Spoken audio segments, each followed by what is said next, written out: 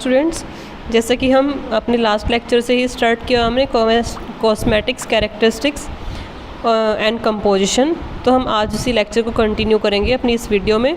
तो हमने उस दिन जो डिस्कस किया था वो लिपस्टिक एंड शैम्पू वगैरह हम डिस्कस कर चुके हैं। आज हम जो नया टॉपिक शुरू कर रहे हैं उसका नाम है लोमशातक रसायन यानी डेपिलेटरीज़, हेयर रिमूवर भी जिसको बोलते हैं। तो लोमशातक रसायन साधारणतः द्रव व क्रीम अवस्था में होते हैं। हेयर रिमूवर और इनके उपयोग से शरीर से अनैच्छिक बालों को हटाया जा सकता है। यह साधारणतः उपयोग की जाने वाली वैक्सिंग के समान ही कार्य करती है, पर इसमें वैक्सिंग से होने वाले दर्द से राहत मिलती है क्योंकि वैक्सिंग में त्वचा की सतह के नीचे से बाल निकलते हैं। तो स्टूडेंट्स, जो डेपिलेटरीज़ है आपको पता ही होगा कि किस तरह से इसको यूज़ करते हैं और इसको सबने अपने डेली यूज़ में देखा ही होगा। तो इसी तरह से हम इसके अभी नोट्स तैयार करेंगे। इसका संगठन यानी कंपोजिशन क्या होता है। लोमशातकों में उपयोग किए जाने वाले रसायन अधिक अम्लीय कम पीएच प्रकृति के होते हैं। व्यापारिक तौर पर ज़्यादातर उपयोग होने वाली लोमशातकों में मुख्यतः सोडियम थायोग्लाइकोलेट या कैल्शियम थायोग्लाइकोलेट होता है। ये बालों की प्रोटीन से अभिक्रिया कर उसे तोड़ देते हैं। अलग अलग प्रकार के बालों से अभिकृत होकर उसमें अपने में घोल लेते हैं, जिन्हें फिर धो लिया जाता है। ठीक है, यानी जो सोडियम थायोग्लाइकोलेट होता है या कैल्शियम थायोग्लाइकोलेट होता है, ये सब क्या करते हैं, बालों की प्रोटीन को तोड़ते हैं और प्रोटीन को टूटने से बाल क्या हो जाते हैं, कमज़ोर, जिससे कि वह अलग हो जाते हैं अपनी जड़ से। ठीक है, लोमशातक क्यों इम्पोर्टेंट है, क्योंकि वैक्सिंग से भी यही काम होता है। और फिर हमें केमिकल का यूज़ अपनी बॉडी पे क्यों करें, क्योंकि जो वैक्सिंग होती है उससे काफ़ी पेनफुल प्रोसेस होता है और जिनको डायबिटीज़ होती है उसमें ये इतना प्रोसेस सही नहीं होता। तो इस वजह से लोमशातक उन लोगों के लिए अधिक उपयोगी है जिनको डायबिटीज़ हो या जिनके वेरिकोज वेन्स की प्रॉब्लम होती है, जिसकी मतलब वेन्स में क्या होता है, सूजन आती है, इस तरह की कोई बीमारी हो, तो उसके लिए ये जो है रसायन काफ़ी इम्पोर्टेंट होते हैं। तो ये द्रव्य होते हैं और क्रीम यानी सेमी सॉलिड और लिक्विड दोनों तरह से ये आते हैं। ठीक है, अब इसके नेक्स्ट हम अपना देखते हैं दंत मंजन यानी जो डेंटिफ्राइज।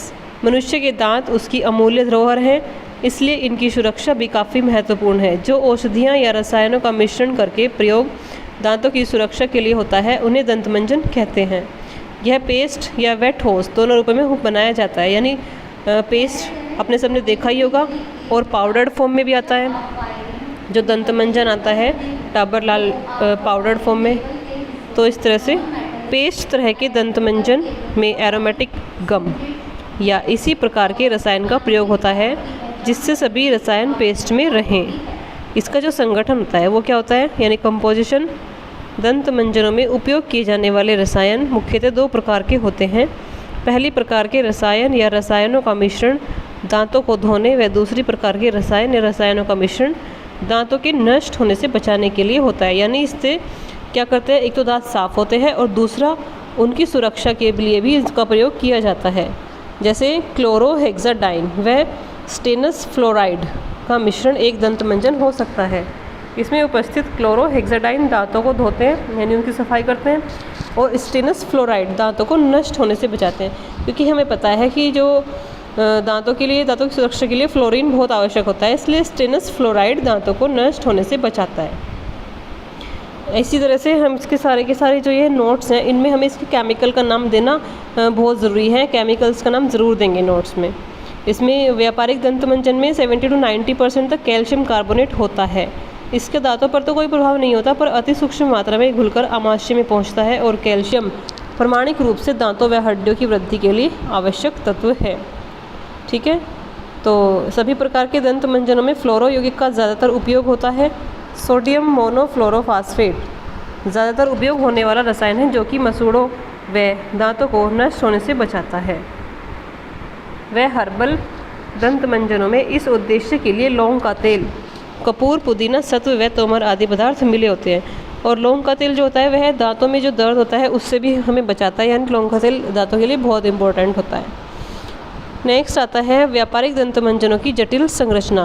तो स्टूडेंट्स, जो अगर हम देखा जाए कमर्शियल रूप से जब कंपनीज़ में दंत मंजन बनता है तो उसमें वो क्या मिलाते हैं, ये आप चीज़ें नोट कर लेंगे। इस पे क्वेश्चन बन सकता है कि कमर्शियल डेंटिफ्राइज जो होते हैं उसमें वो लोग क्या मिलाते हैं। जैसे सोडियम कार्बोनेट है वो 70 to 90% होता है, सोडियम मोनोफ्लोरोफॉस्फेट है, स्टेनस क्लोराइड, यानी जो जितने फ्लोर तत्व हैं वो सारे के सारे आप इसमें नोट करेंगे।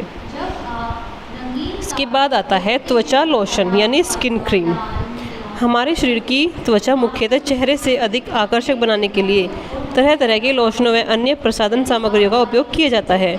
उपयोग किए जाने वाले लोशनों का चुनाव त्वचा की प्रकृति व मौसम के अनुसार होता है, यानी गर्मियों में हम ज़्यादा ऑयली क्रीम नहीं लगा सकते, जबकि सर्दियों में हमें ऑयली क्रीम की ज़रूरत होती है।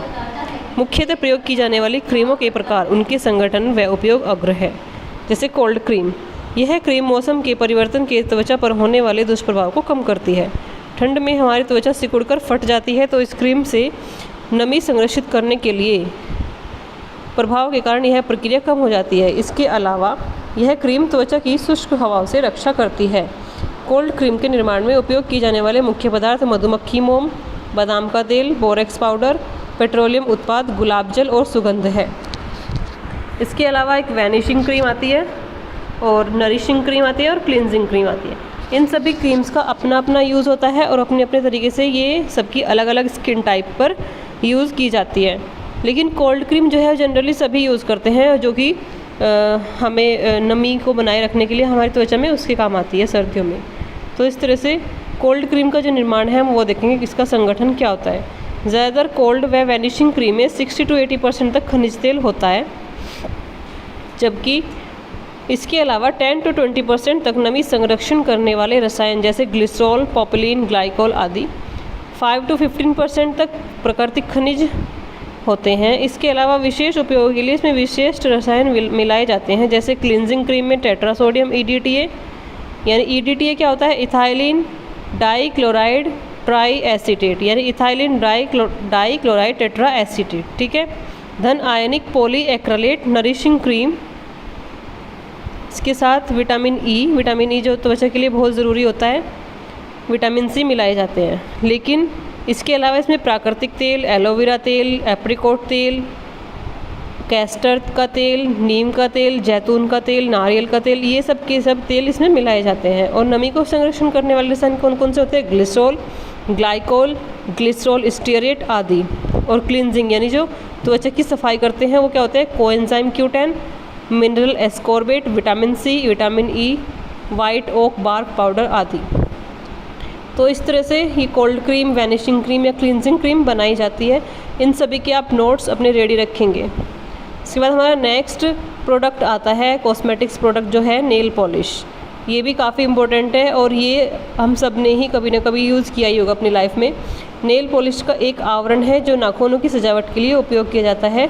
साधारणतः नेल पॉलिश किसी बाइंडर की मदद से रंजक पदार्थों का किसी बहुल में मिश्रण होता है। पहले निर्माण में उपयोग किए जाने वाले रसायन पर स्वास्थ्य की दृष्टि से विशेष ध्यान नहीं दिया जाता था, परंतु यूनाइटेड स्टेट खाद्य व भेषज अनुभाग द्वारा सन 1987 में प्रकाशित रिपोर्ट ने विभिन्न तेल उत्पादों में प्रयुक्त रसायनों से शरीर पर दुष्प्रभाव के सनसनीखेज मामले प्रस्तुत किए और जिससे नेल उत्पाद भी खाद्य संरक्षण विभाग के दायरे में आ गए। यानी पहले जो नेल पॉलिश बनती थी उसमें केमिकल्स का यूज़ जो भी करते थे उस पर ध्यान नहीं दिया जाता था, लेकिन अभी जो भी केमिकल या कलर रंजक पदार्थ यूज़ किए जाते हैं वो इस तरह से यूज़ करते हैं जिससे कि वह त्वचा को या नाखूनों को या हमारे शरीर को नुकसान ना पहुँचाए। इसीलिए इसका जो संगठन यानी कंपोजिशन होता है उसमें इस तरह के केमिकल्स यूज़ किए जाते हैं जो कि हमारे लिए फ़ायदेमंद होते हैं, हमें नुकसान नहीं पहुंचाते। इन सभी को आप नोट करेंगे जो जो इसके केमिकल्स होते हैं, जैसे कि copolymer, phthalic anhydride, trimellitic anhydride, glycol adipic अम्ल, आइसोमेथिक अम्ल। इस तरह से आप सारे के सारे नोट करेंगे ये। फिर नेक्स्ट आता है माइका यानी titanium dioxide, ferric cyanide, iron dioxide, bismuth oxychloride, tin oxide आदि। ये सब भी किस में यूज़ होते हैं, नेल पॉलिश में ही। जो ये सभी नेल पॉलिश को कलर देते हैं, ठीक है। इसके बाद हमारा नेक्स्ट टॉपिक आता है बालों के रंग यानी हेयर डाई। बालों को रंगने के लिए उपयोग किए जाने वाले उत्पादों को 3 भागों में विभाजित किया गया है, जैसे स्थायी, आंशिक स्थायी या अस्थायी। एक परमानेंट कलरेशन होता है बालों का, उसमें बालों का परमानेंट कलर चेंज हो जाता है। दूसरे होते हैं आंशिक स्थायी, जिससे कि कुछ महीनों तक के लिए चेंज होता है, और एक अस्थायी, इससे कुछ दिनों के लिए ही बालों का कलर चेंज होता है। इन सब में स्थायी बालों के रंग सर्वाधिक उपयोग किए जाते हैं। स्थायी बालों के रंगों को पुनः 2 भागों में विभाजित किया गया है। नंबर 1 ऑक्सीकरण आधारित बालों के रंग, नंबर 2 उन्नति आधारित बालों के रंग यानी ऑक्सीडेशन टाइप और प्रोग्रेसिव टाइप।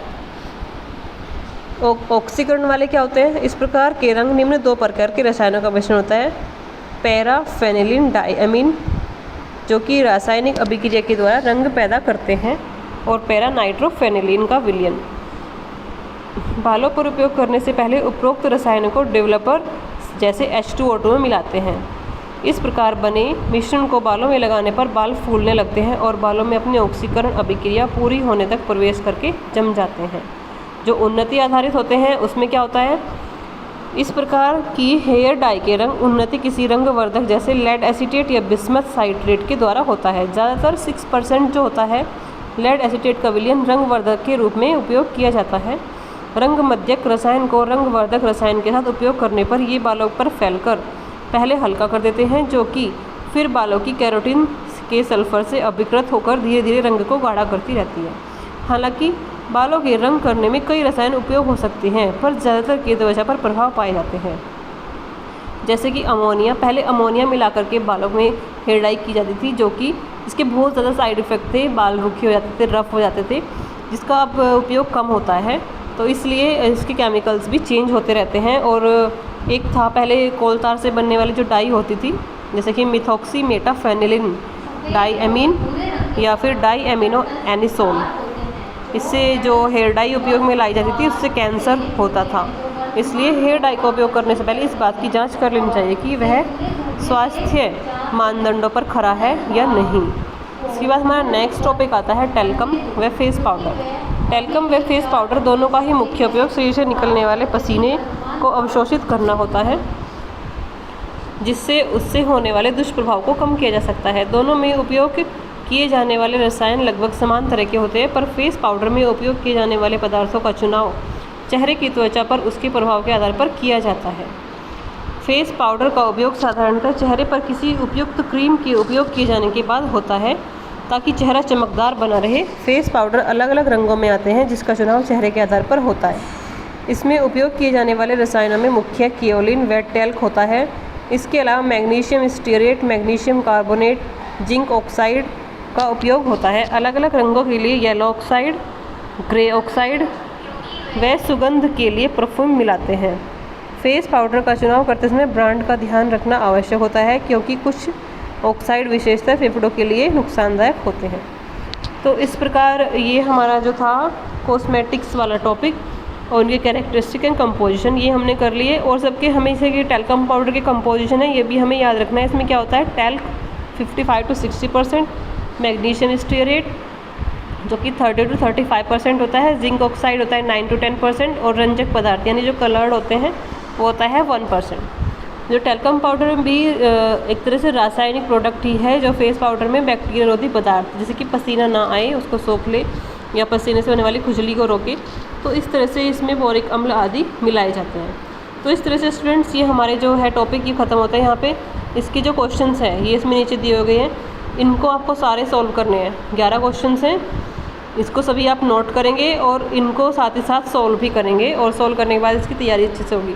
और जो जो प्रॉब्लम आएगी आप मेरे को मैसेज कर देंगे। इसके बाद हमारा ये टॉपिक यहीं पे ख़त्म होता है। Thank you.